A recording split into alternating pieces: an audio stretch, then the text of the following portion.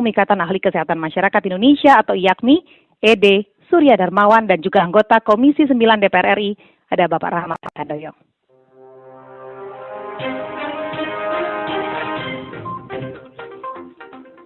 Pak Ede, selamat pagi. Selamat pagi Mbak Risti ya ini ya? Iya betul Pak Ede, apa kabar? Apa kabar? Oh, saya alhamdulillah baik. Alhamdulillah. Sudah mulai melihat kerjasama ya kami di daerah untuk ya prinsipnya sih semakin meningkatkan kesehatan masyarakat gitu ya. Baik, saya sapa dulu, ada Pak Rahmat Handoyo juga di ujung telepon. Selamat pagi Pak Rahmat Handoyo. Pagi, salam sehat semuanya Pak Ede dan Mbak Risti, apa kabar? Baik, sekali sedang berolahraga. Tantangan sehingga pada dasarnya ketika liburan Natal dan Tahun Baru itu katakanlah ada kota besar untuk berbagai daerah ke destinasi wisata dan lain-lain. Nah itu artinya sebenarnya ujung-ujungnya sih semua bangsa kita akan terdampak dari proses mobilisasi itu kan gitu. Nah apa potensinya kan gitu? Yang pertama adalah yang harus disadari walaupun kasus COVID itu sudah semakin melandai, kasus harian kita juga sudah mulai sedikit. Nah, ini yang harus dipertahankan adalah bagaimana ini terus menurun. Gitu. Ya. Gimana caranya? Sebenarnya tidak ada obat terbaik gitu ya. Selain pertama adalah vaksinasi segera didapat untuk teman-teman, utamanya yang akan melakukan perjalanan sebaiknya sudah divaksin kan gitu ya. Dan divaksinnya yang benar, kemudian sekarang masih ada syarat perjalanan melakukan testing PCR bagi yang baru hasil dosis, kemudian testing untuk swab antigen untuk yang 2 dosis itu dilakukan dengan benar. Tapi yang prinsip adalah dalam proses perjalanan, begitu juga nanti di lokasi, apakah itu di kampung halaman, tempat wisata dan lain-lain, protokol 3M itu harus tetap diterapkan. Dengan dasar adalah kitanya harus sehat ya, Mbak Rizky, Bapak Ibu semua kita harus sehat dan sehat. Tidak mudah tertular penyakit, termasuk kalau ada komorbid tolong dikendalikan gitu. Jadi seperti itu. Nah, kemudian di tempat tetap 3M dilakukan, menjaga jarak, mencuci tangan, memakai masker itu tetap dilakukan. Karena kita sangat berharap COVID ini di Indonesia segera berakhir gitu ya. Secara prinsip kita mintanya adalah masyarakat tetap menjaga kesehatan. Nah, kalau kita bicara mengenai aturan nih Pak Ede, ketika sekarang aturan ada yang menggunakan PCR, ada yang perlu hanya swab antigen saja. Nah, bagaimana kira-kira aturan yang harus diberlakukan di libur Nataru nanti? Ya, sebenarnya prinsip itu lebih tepatnya itu adalah aturan 3M ya. Ya ini yang jadi persoalan. Karena misalnya maskapai saya setelah PPKM turun ke level 1 di Jakarta, saya beberapa kali melakukan penerbangan, itu tidak lagi seperti dulu. Artinya semuanya pengen full capacity kan, itu isinya. Kemudian kereta api juga full capacity kan, seperti itu. Kalau bus barangkali kadang-kadang mungkin juga kurang terkontrol, udah pasti full capacity walaupun mungkin juga penumpangnya masih kurang kan begitu. Nah jadi 3M ini penting sekali ya.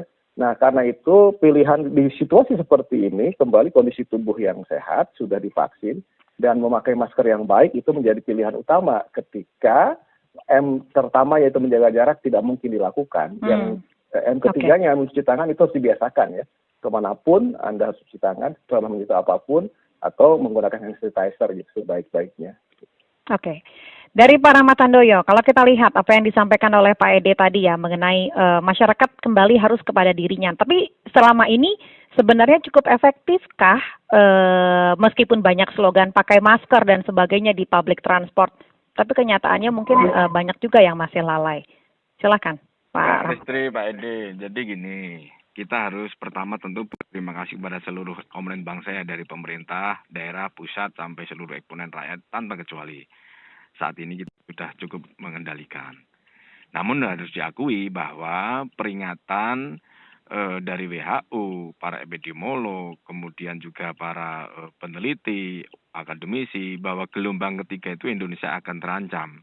Tepatnya pada saat akhir tahun Nataru ini, kalau kita tidak bisa antisipasi dan merasa tidak merasa was-was dan kemudian AB, sehingga itu bukti nyata bahwa ancaman gelombang 3 itu nyata. Hari ini kita dikejutkan di berita berbagai daerah atau di nasional internasional ya, Jerman terancam 100.000 akan meninggal. Gelombang keempat. Bahkan di Eropa nanti sudah disampaikan akan ada 500.000 orang meninggal karena gelombang berikutnya yang saat ini sudah mengancam Eropa. Nah, untuk itu saya kira kita berkaca dari Eropa, berkaca dari Singapura yang 1 tahun nyaris 0% terhadap kasus COVID, tapi begitu pemerintah melonggarkan, ledakan kasusnya luar biasa, 5.000 per hari hanya dengan 5 juta penduduk gitu ya. Nah, ini cermin itu harus kita jadikan meningkatkan ikat pinggang kita untuk waspada. Kenapa? Bahwa setiap tahun baru ataupun setiap libur panjang selalu meningkatkan kontribusi yang signifikan. Nah, untuk itu bagaimana cara agar Nataru ini yang sudah menjadi peringatan dari berbagai pihak agar tidak naik, ya salah satunya adalah apa yang disampaikan oleh Pak Eka tadi, betul sekali Pak Ede. Nah, salah satu tidak cukup soal itu, tetapi juga harus diimbangi dengan kebijakan pemerintah.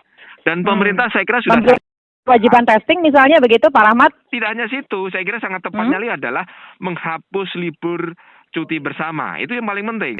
Kemudian melarang mudik. Nah, itu pun juga tidak cukup ketika nanti banyak yang akan nekat. Karena banyak sekali kasus kita ketika libur panjang sudah dinyatakan tertutup, tetapi masyarakat kita masih tetap nekat berduyun-duyun untuk nekat merayakan Nataru. Nah, ini yang harus kita antisipasi dan kita sampaikan dan kita gaungkan. Ingat bahwa Indonesia memang saat ini landai iya, tapi ingat seluruh dunia Indonesia sifatnya masih labil. Artinya labil kalau kita tetap nekat mudik, kemudian kita tetap tidak mengindahkan dengan protokol kesehatan, kasus ledakan itu akan terjadi lagi. Nah, itu kampanye-kampanye itu harus kita bumikan kepada masyarakat bahwa kita masih sangat labil yang setiap waktu kita bisa akan naik dan resikonya adalah ancaman jiwa yang akan banyak yang berguguran. Begitu, Mbak. Ya, Pak Rahmat dan juga Pak Ede, kalau kita ingat-ingat atau kita flashback kembali ya, di Indonesia belum pernah ada liburan panjang tanpa kenaikan COVID-19. Mungkin data-datanya saya tidak perlu sampaikan, namun ada beberapa faktor yang membuat peningkatan kasus ini menurut para epidemiolog, salah satunya adalah tradisi berkumpul makan bersama keluarga. Ini mungkin ada tradisi-tradisi keagamaan, namun ternyata menjadi peluang penularan COVID. Kemudian juga peningkatan aktivitas di pusat-pusat perbelanjaan, tempat rekreasi, fasilitas publik. Nah, apa yang harus benar-benar disiapkan secara skenario, Pak Ede? Baik, yang pertama adalah kita mesti menyiapkan sistem surveillance yang bagus ya seluruh Indonesia. Jadi sini ada keterpaduan ya. Contohnya seperti apa? Puskesmas kita tuh mesti kuat ya. Begitu kasus naik itu datanya langsung masuk ke puskesmas atau di backup dengan sistem pendataan dari pemerintah daerah. Begitu ada satu kasus di sebuah kabupaten, kemudian nanti ditrace ke bawah, kecamatan dan desa, bahkan sampai ke RT RW, lalu langkah berikutnya adalah antisipasi yang cepat gitu ya. Ini kasus, langsung temukan kasusnya itu positif, kemudian kontak eratnya ditemukan, dengan demikian dalam 24 jam kasus terkonfirmasi, 72 jam semua kontak erat selesai gitu. Nah, ini jangan ada kelambatan lagi, testing kita juga nggak boleh lambat, karena dalam penanganan penyakit menular, kecepatan dan ketepatan itu jadi kunci. Kita lambat, kita kemudian tidak tepat merespon, itu akan penyakit menyebar kemana-mana gitu. Nah, idenya itu barangkali semakin melimitasi gerak virus itu, dan virus kan tidak jalan sendiri, tapi dengan orang.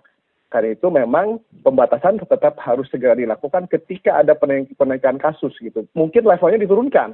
Kalau dulu misalnya satu kabupaten ada satu kasus itu biasa aja, sekarang kalau kita sudah sepakat bahwa ini bisa dari satu kabupaten naik, itu harus dianggap kasus serius dan segera dilakukan intervensi gitu. Sebagaimana misalnya Australia itu, kalau ada satu kasus di satu kota, mereka langsung tutup dulu kota itu, selesaikan dulu supaya tidak menyebar kemana-mana. Ini yang barangkali harus kita ambil pelajarannya.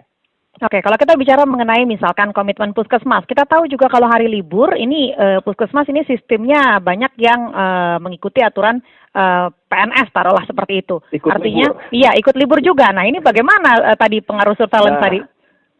Dalam konteks ini berarti kita mesti mengatur sedemikian rupa, apalagi ini kita belum selesai melawan pandemi ya. Artinya kewaspadaan harus tetap berjalan dan sistem itu disiapkan. Jangan cuma mengantisipasi proses yang ada di dalam 20 orang mudik, ketemu 3 orang jadi 60-80 juta itu kan. Tetapi sistem puskesmas kita mesti jalan, sistem kelurahan satgas-satgas ini kan masih ada. Tolong ini waspada dulu, mestinya ini sampai kapan kan ya? Sampai sistem ini kita menguat, dan penguatan itu harus kita lihat dengan baik gitu. Baik. Pak Rahmat, ini sebagai partner atau mitra kerja Komisi 9 dan Kementerian Kesehatan, ini sudah mendorong untuk berlakukan aturan-aturan baru mungkin untuk penyiapan libur Nataru? Oh iya, itu pasti dalam rapat terakhir target pemerintah dan disampaikan kepada parlemen karena berkaca dari pengalaman yang lalu bahwa libur panjang itu selalu menaikkan, target pemerintah adalah jangan sampai liburan Natal itu naik melebihi dari 10%. Karena sampai melebihi persen itu proses untuk penyelesaiannya juga pasti akan lebih panjang dan rumit, dan itu pasti akan lebih membutuhkan energi panjang lagi. Nah untuk itu tentu sebagai antisipasi kepada halo. Ya. Izin, Pak. Apa yang mau disampaikan, Pak? Perlu dikonfirmasi itu 10% itu dari mana, Pak? Ya, kalau 10% dari total kasus bahaya, Pak. Tapi kalau persen dari kasus harian itu oke. Silakan dijawab, Pak Rahmat. Ya, kemarin itu disampaikan adalah jangan sampai dalam kasus harian itu sampai melebihi 10%. Karena nanti kalau sampai jangan sampai ini ada kata-kata itu ya. Nah, ini kan ancaman dan peringatan dan itu harus kita sampaikan dan pemerintah menyampaikan seperti itu. Nah untuk itu kita juga harus antisipasi persiapan kalau mohon maaf amit-amit ya kalau seandainya terjadi kenaikan hampir pasti kenaikan ini karena kalau kita tidak mengindahkan dengan apa yang disampaikan oleh pemerintah ya antisipasinya yang pertama adalah kita tetap menyiapkan obat-obatan jangan sampai seperti kemarin kasusnya. Yang satu utama adalah persiapan jangan sampai kita sampai kelangkaan obat. Yang kedua adalah jogo tonggonya kemudian jaga kampungnya harus kerjasama. Tidak mungkin bahwa Nataru ini diselesaikan oleh pemerintah sendiri, tidak akan mungkin. Makanya dibutuhkan kerjasama antara pemerintah dengan tokoh masyarakat dan seluruh elemen masyarakat yang ada di daerah-daerah dengan harapan agar kita saling mengingatkan bahwa COVID ini benar-benar masih jauh dari kita kendalikan. Artinya apa? Sewaktu-waktu bisa masih meledak lagi. Nah untuk itu saya kira saling mengingatkan antar warga, antar kampung, kemudian joko tonggonya, kampung tangguhnya harus terus kita hidupkan kembali. Nah saat ini harus kita akui saat ini yang banyak juga yang mengatakan bahwa saat ini 3M yang berlaku hanya 1M gitu loh, maskeran saja. Tapi untuk mobilitas tinggi masih sudah berlangsung lagi, kemudian mobilitas masyarakat macet di Jakarta juga sudah terlihat lagi. Nah itu harus meningkatkan kewaspadaan. Ingat bahwa di negara lain kontribusi kenaikan sangat signifikan. Nah kita saat ini yang selalu sampaikan selain Nataru kita juga harus menyiapkan kita dikelilingi oleh tetangga-tetangga yang kasusnya lagi naik. Singapura, kemudian Malaysia, kemudian Filipina. Agar kita sampaikan kepada pemerintah agar perbatasan negara baik darat, udara, laut terutama dengan Malaysia itu benar-benar harus kita tegakkan. Dalam hal ini setiap warga negara asing maupun warga negara Indonesia yang masuk ke Indonesia harus ada karantina tanpa kecuali karena itu adalah pertahanan negara kita. Jadi berbagai aspek, berbagai faktor pencetus dan berbagai indikator yang menyebabkan kita akan naik harus kita antisipasi dengan baik begitu. Oke, jadi tidak akan mungkin nanti masuk ke sini tanpa karantina ya, karena ini sudah sempat isunya juga sudah sempat beredar tuh. Dari Komisi 9 tidak menyetujui ya. Barisi, karantina itu adalah pertahanan negara. Kita pernah pertahanan negara kita bobol karena laut kita luas, kemudian banyak varian Delta masuk melalui pelaut-pelaut kita. Akhirnya dampaknya kita semuanya pernah mengalami pilu 3 bulan yang lalu ya, Juli Agustus. Nah untuk itu di samping Nataru, tetapi semua pintu-pintu masuk Indonesia harus benar-benar kita jaga karena itu adalah pertahanan negara kita. Kalau kita itu bobol dan memberikan pemaafan, kita akan menjadi kecolongan yang ketiga kali dan itu ya kita akan menjadi pilu kalau seandainya itu akan kecolongan begitu. Pak Ede, sejauh ini dari IAKMI sendiri apa yang sudah dilakukan? Karena pernyataan bahwa epidemiolog takut ada gelombang ketiga nantinya yang memicu dari libur Nataru ini pernyataan juga yang sempat dikemukakan oleh Presiden pada 25 Oktober lalu. Yang kami ingatkan ada dua hal. Yang pertama adalah saya sangat mendukung yang seperti Pak Rahmat ya. Jadi kewaspadaan itu di seluruh Indonesia, termasuk tadi di perbatasan entry point masuknya ke Republik Indonesia harus sangat ketat. Tidak boleh hanya gara-gara liburan lalu kita akhirnya malah menjadi korban kan gitu ya. Karena kan penerbangan internasional sudah mulai masuk juga. Nah ini berarti sudah terpadai. Yang kedua kita juga mengingatkan kepada pemerintah, tolong ya program-program kesehatan yang reguler yang tujuannya untuk meningkatkan status kesehatan masyarakat kita sehingga lebih tahan tidak gampang tertular itu juga harus diberikan prioritas dua hal ini. Wujudnya apa? Wujudnya ada dua penguatan. Satu adalah penguatan primary healthcare, puskesmas itu supaya lebih baik dan bisa mengedukasi mengolah masyarakat, jadi lebih banyak bekerja dengan masyarakat sehingga masyarakat jauh lebih sehat. Itu yang prinsip sehingga lebih tahan terhadap infeksi apapun termasuk COVID.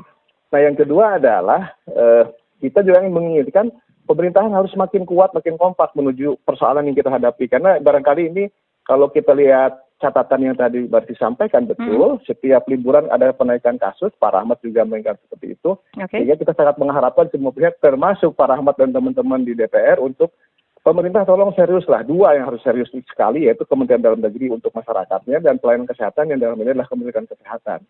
Nah, yang boleh sama-sama kita ingatkan tadi sudah banyak ya, tapi apa juga konkretnya Pak Ede yang boleh dilakukan? Karena tadi jangan sampai kita ingin menjaga perbatasan, namun kalau hari libur petugasnya juga libur begitu, atau puskesmas, hal yang seperti itu tuh. Ini yang tidak boleh, jadi kesehatan ini harus dipandang sebagai sebuah aspek strategis sekarang, jadi bukan aspek pelengkap lagi. Karena ingat, apapun yang kita miliki, jalan tol dari ujung Jawa Timur ke ujung Banten kan pernah kita tidak pakai kan gitu ya, gedung-gedung tidak pakai gara-gara apa? Gara-gara pandemi. Jadi di sini harus health become the first priority gitu situasi seperti ini. Karena kalau tidak kita prioritaskan, kita akan dihadapkan pada persoalan besar yang nantinya kita rugi semua dan kita menjadi korban lagi. Mestinya itu tidak boleh terulang. Oke. Pak Rahmat, apa yang mau ditambahkan dari Pak Ede tadi?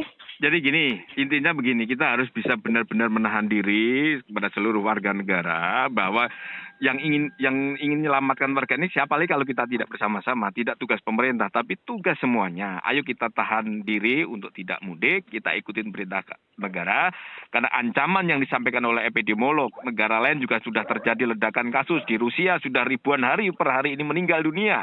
Di Eropa yang lain juga ancaman ratusan ribu yang meninggal dunia. Nah, kita menjadi salah satu yang terbaik di dunia dalam rangka penanganan COVID-19. Kita tidak boleh berpuas diri, jangan menganggap bahwa COVID itu sudah tidak ada, bahwa dengan penurunan kasus ini kita lalai, kemudian tidak menggunakan protokol kesehatan, alamat lonceng bahaya buat kita. Untuk itu, kita ikutin perintah negara, kita tahan diri, tidak liburan, kita ikutin tetap protokol kesehatan, bahwa COVID masih panjang, kita harus taat, dan tetap tidak lain adalah sukseskan vaksinasi. Itu saja kalau kita ingin terhindar dari gelombang ketiga begitu. Oke, kita vaksinasi sudah 60% kabarnya yang 2 dosis. Apakah memang banyak pihak, ini juga saya ingin tanya ke Pak Ede, banyak pihak menyatakan ini tidak cukup, apalagi dengan contoh saja nama-nama brand tertentu dan sebagainya, perlu booster, perlu hal-hal seperti itu. Nah, seperti apa mungkin dari sisi ahli kesehatan, seperti apa Pak Ede? Menanggapi ini juga. Tahap satu bukan booster yang prioritas, tapi kita segera kejar 70-80% orang terpenuhi vaksin dosis 2 itu ya, 2 dosis itu selesai. Kalau pakai, kan Johnson ya sudah ada di Indonesia ya. Jadi itu dosis 1 cukup 1 dosis. Kalau itu bisa dikejar, kemudian anak-anak yang sekarang sudah mulai itu bisa dapat, kita bisa dapat 80%. Artinya itu adalah 208 juta penduduk Indonesia sudah tervaksinasi. Kalau itu sudah terkejar, 2 dosis 416 juta kali vaksin, itu selesai, kita akan lebih baik gitu ya. Jadi memang di 60 nggak cukup, karena memang minimal untuk herd immunity dari satu kawasan kita besar, itu adalah 70%, ideal di 80%. Gitu. Harus segera tercapai. Gitu. Baik. Ini yang kita harapkan bersama. Mbak Risti, jadi Monggo, gini, Pak, silakan. kita jangan terpaku pada masalah vaksinasi. Kasus di Singapura vaksinnya 70%, Israel 80%, Amerika 80%, Inggris sekian 80%, tetapi kasusnya meledak sekali. Artinya bahwa vaksinasi tidak menyelesaikan faktor tunggal untuk tidak menjamin. Tetap perubahan perilaku dalam bentuk tetap protokol kesehatan. Artinya apa? Vaksinasi tidak cukup karena negara Eropa, negara yang lain yang vaksinasinya jauh di atas 80%, kasusnya ledakan terjadi luar biasa, banyak yang gugur. Artinya apa? Vaksinasi penting, tetapi juga harus dikawinkan, harus kita kolaborasikan dengan dalam bentuk protokol kesehatan perubahan perilaku. Jadi itu 2 hal itu senjata utama kita. Tanpa itu, kalau hanya mengadakan vaksinasi seolah-olah kita terbebas dari COVID, salah besar. Bahwa vaksinasi dalam rangka menghindarkan kematian, menghindarkan dari penyakit berat, tetapi tidak cukup, harus ditambah dengan protokol kesehatan. Karena 2 hal senjata itu kita bisa melawan COVID-19. Begitu, Mbak Resti. Baik, itu sebabnya kita ngobrol pagi hari ini supaya kita bisa mengingatkan masyarakat untuk kewaspadaan di akhir tahun. Terima kasih Pak Rahmat Handoyo, Pak Ede Surya Darmawan juga terima kasih. Salam sehat untuk semua. Selamat pagi. Selamat pagi, salam sehat Pak Ede, Mbak Resti. Assalamualaikum. Ya, waalaikumsalam warahmatullahi wabarakatuh. Demikian tadi perbincangan kami dengan Ketua Umum Ikatan Ahli Masyarakat Indonesia, IAKMI, Ede Surya Darmawan, dan juga anggota Komisi 9 DPR RI, Rahmat Handoyo. Kewaspadaan Anda terhadap perilaku 3M ini yang masih terus harus Anda junjung dalam beraktivitas. Kita tidak tahu kapan pandemi ini benar-benar berakhir.